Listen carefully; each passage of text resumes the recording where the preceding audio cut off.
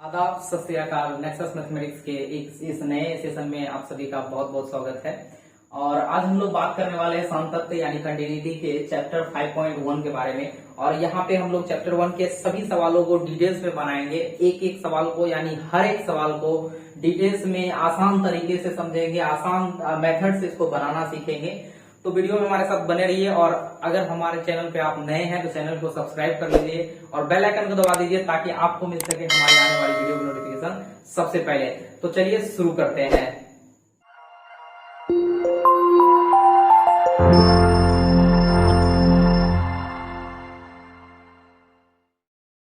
तो बात करते हैं यहाँ पे चैप्टर 5 के पहले सवाल का, जहाँ पे लिखा हुआ है कि सिद्ध कीजिए की, मतलब प्रूव करके दिखाना है कि सिद्ध कीजिए कि फलन f(x) जो है 5x - 3 x बराबर 0 पर, x बराबर -3 पर तथा x बराबर 5 पर फलन संतत है। दैट मीन्स यहाँ पर तीन बिंदु दिया हुआ है, एक फंक्शन दिया हुआ है। इन तीनों बिंदुओं पर इस फंक्शन का लिमिट चेक करना है कि संतत है या नहीं। ठीक है, कंटिन्यूटी की जांच करनी है, ये प्रूव करके दिखाना है कि ये कंटिन्यू मतलब ये फलन जो है इन बिंदुओं पर संतत है। तो हम क्या करेंगे, ये तीनों पॉइंट मतलब इसी के लिए, तो एक पॉइंट के लिए एक सवाल, दैट मीन्स इस एक सवाल में तीन सवाल बनेंगे। पहले x बराबर 0 पर प्रूव करके दिखाना है, उसके बाद -3 पर प्रूव करके दिखाना है, उसके बाद 5 पर प्रूव करके दिखाना है। तो चलिए यहाँ पे शुरू करते हैं। तो सबसे पहले बात करते हैं हम लोग किसका, x बराबर 0 का। तो x बराबर 0 पर पहले बात करना है कि फलन परिभाषित है या नहीं है। तो 0 अगर यहाँ पे रखा जाए तो 5 हो जाएगा 0 -3 करेंगे तो -3 एक परिभाषित राशि है। दैट मीन्स फलन क्या है, x बराबर 0 पर परिभाषित है। तो हम लोग यहाँ पे सबसे पहली लाइन में वही जिक्र करना है कि x बराबर 0 पर फलन परिभाषित है। फलन क्या है, परिभाषित है।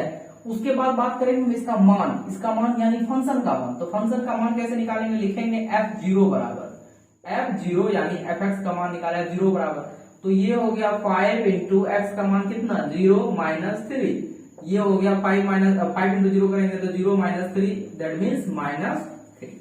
तो ये हो गया फंक्शन का मान। अब हम बात करेंगे इसके लिमिट का मान। तो लिमिट निकाल कर देख लेते हैं लिमिट का मान कितना होता है। तो नाउ लिमिट का मान, now limit x tends to कितना 0 fx का मान रख दीजिए, ये हो जाएगा limit x tends to 0 fx का मान कितना है 5x - 3, ये हो जाएगा। लिमिट हटाइएगा तो x का मान पुट हो जाएगा, लिमिट हटा देते हैं 5 इंटू 0 -3 बराबर 0 -3 दैट मीन्स -3। हम यहाँ देख रहे हैं कि फलन का मान और लिमिट का मान दोनों क्या है, आपस में बराबर है। तो हम क्या बोलेंगे, x बराबर 0 पर फलन संतत है, यानी बोलेंगे चूंकि limit x tends to 0 fx का मान जो है वो f0 के बराबर है। तो लिखेंगे अतः x बराबर 0 पर फलन संतत है। फलन क्या है, संतत है। इसी तरह से आप तीनों बिंदुओं का बात कर लेंगे, निकाल लेंगे। इसके बाद हम बात करते हैं इस सवाल के बारे में। ये दिया गया जो भी फलन है ये बहुपद के रूप में, रैखिक बहुपद के रूप में। इसमें हम लोग चर्चा किए थे पिछले सेशन में, अगर आप वीडियो नहीं देखे हैं तो डिस्क्रिप्शन में लिंक होगा, जाकर के देख लीजिए। कि इसका एक सिंपल बात बताए थे कि अगर दिया गया फलन बहुपद हो, क्या हो, अगर दिया गया फलन बहुपद हो, यानी रैखिक बहुपद हो सकता है, द्विघात बहुपद हो सकता है, त्रिघात बहुपद हो सकता है, कुछ भी होगा। अगर दिया गया फलन बहुपद के रूप में है तो बहुपद क्या होता है, x के सभी मानों के लिए संतत होता है।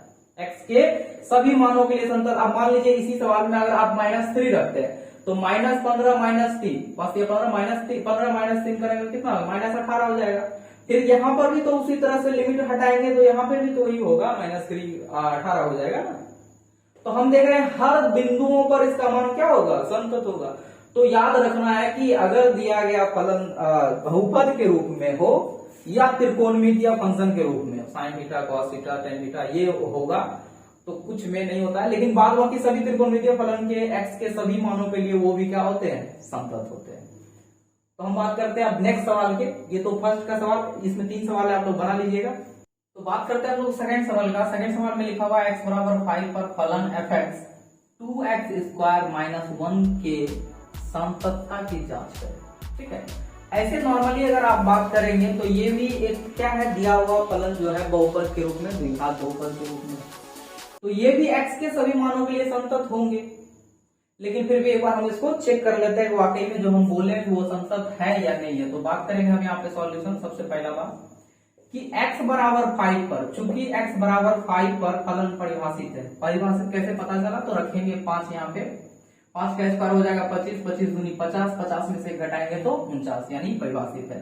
तो x बराबर 5 पर फलन परिभाषित है। फलन क्या है? परिभाषित है। अब बात करते हैं इसके फलन का मान यानी fx का मान, यानी f कितना का मान? f5 का मान। f5 बराबर क्या निकलेगा? 2 इंटू 5 का स्क्वायर माइनस 1, 2 गुना 5 का स्क्वायर होता है 25 माइनस 1, 25 दूनी 50 माइनस 1 बराबर 49। ये फलन का मान निकालिए। इसी तरह से हम किसका निकालेंगे? लिमिट का भी मान निकालना है। तो लिखेंगे नाउ लिमिट निकाल देते हैं। तो limit x tends to 5 fx का मान रख दीजिए यहाँ पे। ये हो जाएगा limit x tends to 5, fx का मान क्या होगा? 2x square minus 1। ये हो गया 2x स्क्वायर माइनस 1। लिमिट हटाएंगे, फलन का मान यहाँ पे x मान पुट हो जाएगा, लिमिट हटा दिए। ये हो गया 2 इंटू 5 का स्क्वायर माइनस 1, यानी 2 गुना 25 माइनस 1 बराबर 50 माइनस 1 बराबर 49। तो हम देख रहे हैं क्या है? फलन का मान और लिमिट का मान बराबर हो गया। दैट मींस ये भी क्या है? इन बिंदुओं पे संतत है। तो लिखेंगे चूंकि लिमिट का मान यानी limit x tends to 5, fx का मान जो है वो f5 के बराबर है, यानी फलन के मान के बराबर है। तो लिखेंगे क्या चीज? अतः x बराबर 5 पर फलन क्या है? संतत है। फलन संतत है। ठीक है। क्वेश्चन नंबर 3 में दिया है कि निम्नलिखित फलनों के संततता की जांच करें, यानी संतत की जांच करें कि ये जो है दिया गया फलन क्या है? संतत है या असंतत।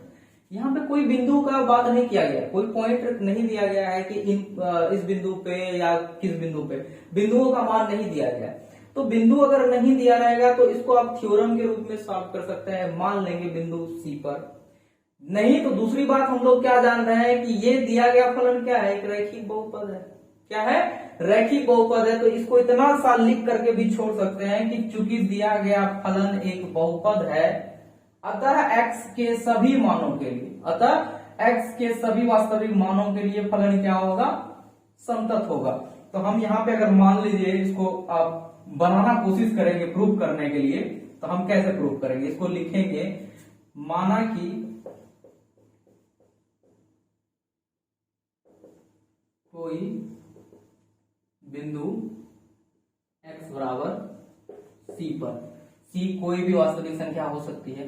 तो हम उन सभी संख्याओं का बात कर रहे हैं। तो मान लीजिए कोई एक पॉइंट, कोई खास एक पॉइंट का बात कर लेते, C है तो अनंत। तो लेकिन हम एक बात कर लेते हैं, उसके बाद प्रूव करके देख लेते हैं वाकई में ये सत्य है या नहीं है। तो हम यहाँ पे क्या कर लेंगे? मान लिए, उसके बाद हम देख लेंगे कि x के सभी मानों के लिए संतत होगा, क्योंकि 0 भी होगा तो ये क्या हो जाएगा? 5 होगा, -5। तो ये संतत x के सभी मानों के लिए, x के सभी मानों के लिए परिभाषित है। लिखेंगे चूंकि फलन x के सभी मानों के लिए परिभाषित, ठीक है, परिभाषित हो गया। अब हम बात करते हैं इसके मान का, यानी अगर fc का मान निकालेंगे, fc c की जगह 5 होता तो 5 रखते, 3 रहता 3, 2 रहता तो 2 रखते। तो ये हो गया कितना? x की जगह c हो जाएगा c - 5। ये हो गया हमारे फलन का मान। फलन का मान निकालने के बाद क्या करते हैं हम लोग? लिमिट का मान चेक करते हैं। तो लिखेंगे नाउ लिमिटो चेक कर लीजिए, यानी लिमिट x टेंड्स टू क्या हो जाएगा? c कोई वेरिएबल है। ये fx बराबर क्या हो जाएगा? fx का मान पुट करिए तो ये हो जाएगा limit x tends to c, फलन का मान क्या है? तो x - 5। लिमिट हटाएंगे, x का मान पुट हो जाएगा ना, पुट करेंगे तो क्या हो जाएगा? c - 5। दैट मीन्स क्या देख रहे हैं कि फलन का मान और लिमिट का मान दोनों जगह पे बराबर है। तो बोल सकते हैं ना कि x के सभी मानों के लिए क्या होगा? संतत होगा। बोलेंगे अतः x के सभी मानों के लिए फलन संतत है या संतत होगा।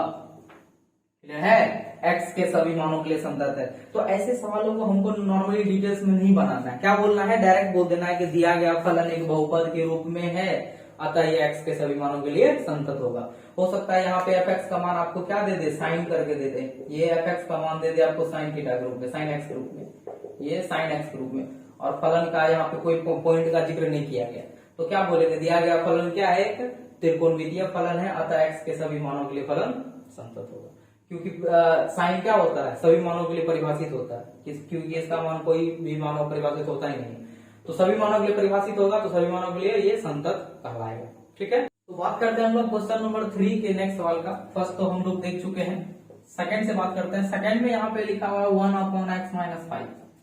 तो यहाँ पे कंडीशन भी दिया गया है कि x का मान 5 नहीं होना चाहिए। क्यों नहीं होना चाहिए, अगर हम 5 रखें तो क्या होता है, देखिए तो 5 अगर रखेंगे तो 5 - 5 क्या हो जाएगा, 0 हो जाएगा। 1/0 क्या हो जाता है, इंफिनिटी हो जाता है, यानी अपरिभाषित हो जाता है। तो अगर अपरिभाषित होगा तो इसका मान क्या हो जाएगा, निकलेगा ही नहीं, और उस नहीं निकलता तो हमको बोलेंगे डिसकंटिन्यूअस है, असंतत है। तो नॉर्मली अगर इसका बात किया जाए तो x के सभी मानों के बाद बाकी x के सभी मानों के लिए क्या होगा, संतत, इसको छोड़ करके। यहाँ पे इस सवाल में देखते हैं तो इस सवाल में भी वही है, क्या है, यहाँ पे हम देख रहे हैं कि -5 नहीं होना चाहिए। -5 अगर रखते हैं तो ये भी 0 हो जाएगा, उसी तरह से अपरिभाषित हो जाएगा। इसको थोड़ा सा अगर आप सॉल्व करना चाहें तो ये कुछ आपको ऐसा मिलेगा, x² 25 लिखा हुआ है, तो x² को हम लोग a² बोल सकते हैं और 25 को 5 का स्क्वायर बोल सकते हैं। तो ये हो जाएगा x² - 5 का स्क्वायर अपॉन x + 5। ठीक है, अब यहाँ थोड़ी सी और देखिए, तो a² - b² इसको मान सकते हैं ना, a² - b²। इसका एक फॉर्मूला होता है, क्या होता है, a - b और a + b, यानी एगो प्लस में एगो माइनस में। तो ये आपका कुछ ऐसा टर्म मिलेगा, x + 5 और x - 5 अपॉन x + 5। ये प्लस वाला टर्म दोनों आपस में कट जाएगा ना, बचेगा क्या हमारे पास, x - 5। यही सवाल हम लोग बनाए थे फर्स्ट में। दैट मींस ये क्या है, दिया गया फलन बहुपद के रूप में है और ये x के सभी मानों के लिए संतत होगा। बात करते हैं हम लोग नेक्स्ट सवाल के। नेक्स्ट सवाल में क्या है कि मॉड के अंदर है, तो बात करते हैं मॉड के अंदर। मॉड का मतलब क्या होता है कि वो सभी मानों को पॉजिटिव कर देता है। अगर उसके अंदर निगेटिव पार्ट्स भी होंगे तो वो उसको पॉजिटिव कर देगा, प्लस कर देगा। दैट मीन्स अगर ये मॉड के अंदर है तो हो सकता है ये पॉजिटिव भी हो या हो सकता है ये निगेटिव भी हो। दैट मीन्स हम इसको ऐसा कुछ समझ सकते हैं इसके रूप में कि x का मान, मतलब ये पूरा का मान माइनस भी हो सकता है और इसका मान प्लस भी हो सकता है, पॉजिटिव हो सकता है, निगेटिव हो सकता है। दोनों कंडीशन में ये रैखिक बहुपद के रूप में है और x के सभी मानों के लिए संतत होगा। प्रूव करना चाहते हैं तो मान लेंगे वही पॉइंट x = c मान लेंगे और उसको क्या करेंगे, फंक्शन का मान और लिमिट का मान निकाल के देख लेंगे कि ये क्या है, संतत है या नहीं।